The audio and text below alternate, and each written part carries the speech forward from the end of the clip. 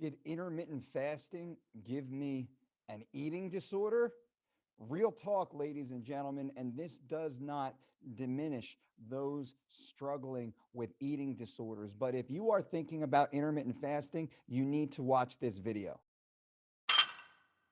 What's up, everybody? Mike Dolce, four-time world MMA Trainer of the Year and #1 best-selling author in the diet and fitness space. Today, I wanted to talk to you about my analysis of the 72-hour no food fast I endured last week. If you haven't watched that, make sure you check the videos on this channel. I did a multi-part video series on my own 72 plus hour fast in which I ate zero food, consumed zero calories. The only thing I consumed was water, a little bit of aloe vera juice, and some Matula tea for 72 hours. And the results were varied. There was some good stuff and some bad stuff. You definitely want to check those videos to learn exactly how I felt on each day. But today, nearly 1 week later, after I stopped the fast, I want to share some of the fallout I'm experiencing right now. One of the biggest issues is I've developed a bit of a disordered relationship with food. And please let me explain.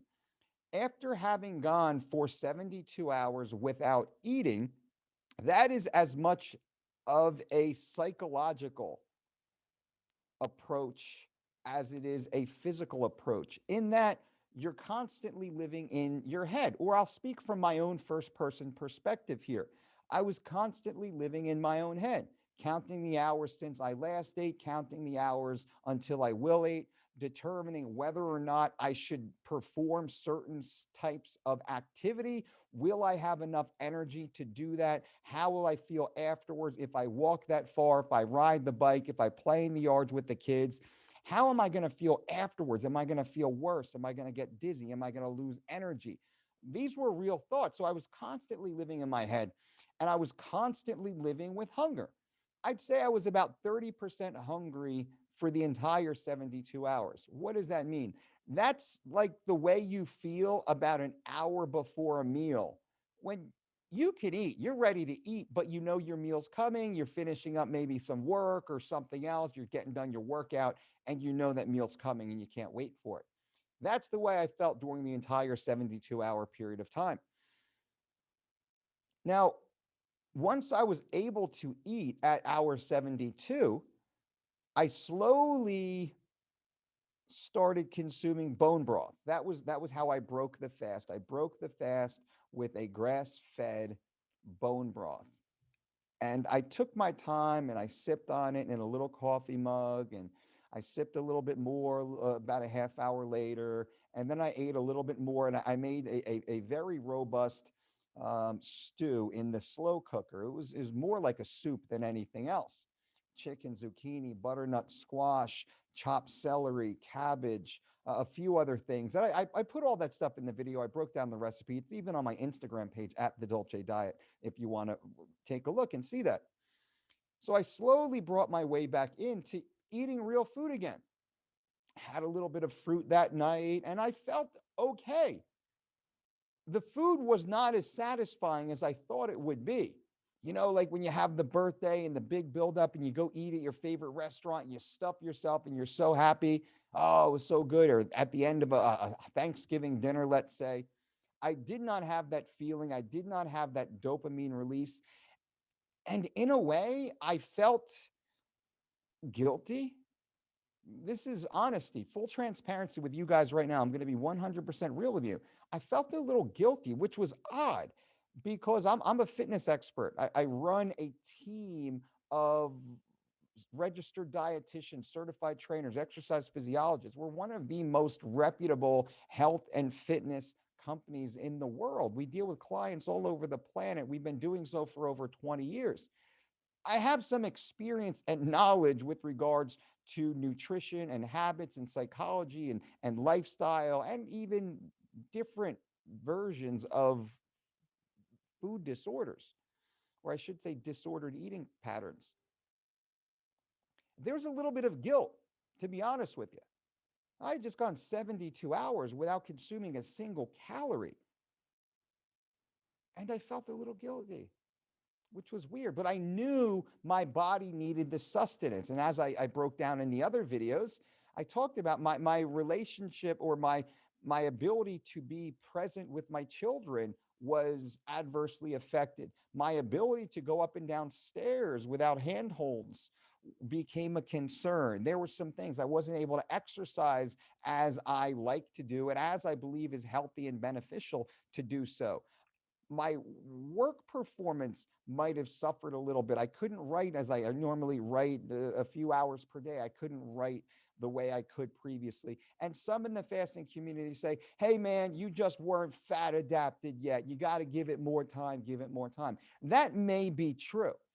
That may be true. But at the same time, I had done my 72-hour fast. It was an experiment, and I wanted to learn from it.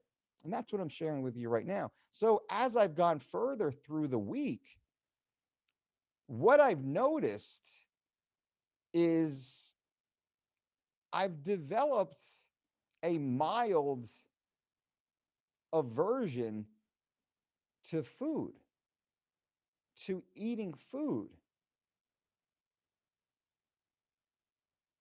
This is not healthy. And I'm wondering if any of you out there have ever tried any fasting protocols, any extended fasting protocols. And I understand a 72-hour fast is rather extreme. I understand that. But anyone here, if you've tried at any time in your life any form of a fasting protocol, have you experienced this also? Where even as I sit here right now, I have this mental struggle, this conversation. Oh, you shouldn't eat that. Don't eat that. Push it down like further into the day. Wait longer. Should you even eat today? I'm at this point. Should I even eat today? It's this illogical emotional relationship I've cultivated, and I'm still figuring this out. I'm going to speak to one of my friends who actually is a psychologist that works with athletes. I'm going to have a deeper conversation and see what she thinks about this. And this in no way diminishes those that are suffering from long-term traumatic eating disorders.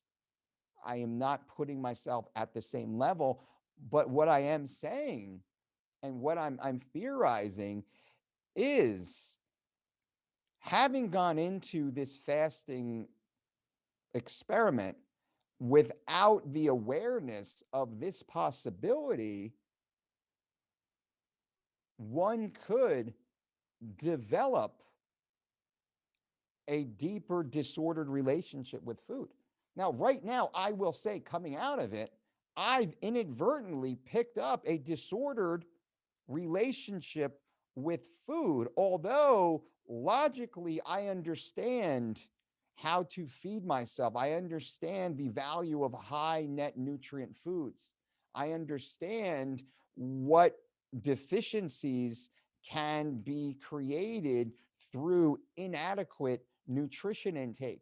So I understand the ones and zeros of the science. I can build the perfect plate. I understand how to ensure I'm getting the right nutrients at the right times throughout my day. I understand that. But even still, I have this little voice in the back of my head, almost like the voice in the back of your head. This is a great metaphor here. You know, when you just finished dinner and you eat a good dinner and it's nice and clean and you're happy with the meal, and as soon as you're done, you're like, oh, I should have chocolate. What's for dessert? I should have dessert. I should eat dessert right now. I should have dessert. And if you don't have the dessert, if you don't eat the chocolate, you keep thinking about it. You keep thinking about it. Or there's potato chips in the cabinet and you're like, oh, I should just have a chip. You know, that little voice in your head, it's almost identical to that, because I go through that too. My wife will pick up some food, some snacks, something else in the house, or even like for me, it's I'm the dude that will eat an entire crate of berries. So we'll go and pick berries, you know, here at one of the orchards of the farms in the area. I live in the Garden State of New Jersey. It's very easy to go and pick your own berries. We even have some in our own garden in the backyard. So I understand that voice. Oh man, go get some fresh fruit, the berries, like go eat that. Or like the ice creams in the house, or the leftover, whatever dinner it might be, whatever the thing might be, the salty, crunchy, if I'm in that mood. Um, you get that, oh, go eat that. I'm like, man, in my mind, I'm like, I just ate an amazing 600-calorie meal with grass-fed beef and sweet potatoes and quinoa and Brussels sprouts, asparagus, whatever it is. I just ate a robust, delicious meal, but go eat the chocolate cake. That same voice, that same inclination has now co-opted my thoughts, telling me, don't eat that. Are you sure you should be eating it? Don't eat that. Don't eat that. Wait later, push it down the road. Don't eat right now. Don't eat right now. This is something that I wanted to share with you guys because it matters and it's something to be aware of. This is for me. This is my own story. First person perspective coming out of an extended day fast, I have noted a disordered relationship with food directly correlated to the fast itself. There were benefits from the fast, and there were some detriments as a result of the fast. This now seems to be one of the larger detriments that I was not aware of, and I've never heard it spoken about before by any of the experts out there. I would love to hear what you have to say. Please leave comments below if you've experienced anything like this. If you have any further questions, leave them below. Maybe I can answer. Maybe Professor Lindsay Howard will come in and answer some questions. Maybe some of you in the community have experienced it and you could support each other in answering some questions. It's something that's very interesting. I am reaching out to some of the more prevalent fasting experts that have some sort of clinical training. I don't want to just get a YouTuber who talks about fasting. I want to get someone that has some clinical training, that understands more of the actual mechanisms and can speak to some of the medical outcomes of fasting, right? So I want to get someone a higher level. Doesn't have to be a doctor necessarily, but someone with a little more academic training and background in that. Love to hear what you have to say. And also, right now, guys and gals, if you haven't heard, the Dolce WHEY has launched. You can click the link below, go to metcon.com/Dolce, use promo code Dolce to save 20%. The Dolce WHEY Pro has launched. Grass-fed, cold processed, micro-filtered whey protein isolate made 100% with real ingredients. Our vanilla is flavored with organic vanilla bean, real vanilla. Our cacao is flavored 100% organic cacao bean. That is it. This is a 4-ingredient or 5-ingredient formulation. The Dolce WHEY Pro has launched. And remember, this is for someone who needs a protein. Food first. Food first. Food is everything. But those of us who do need to throw an extra 20, 30 grams of protein into our day, the Dolce WHEY Pro is the most powerful protein on the planet. I definitely want you to check it out. Let me know what you think about that. So happy that we could release that for you again, guys. And lastly, if you haven't yet, bang, bang, give the video a thumbs up. I appreciate the engagement. That will help us get back. We're battling our way back into the YouTube algorithm so we can share this content with a wider audience of amazing people just like you guys. Thank you so much for being here. And until next time, boom.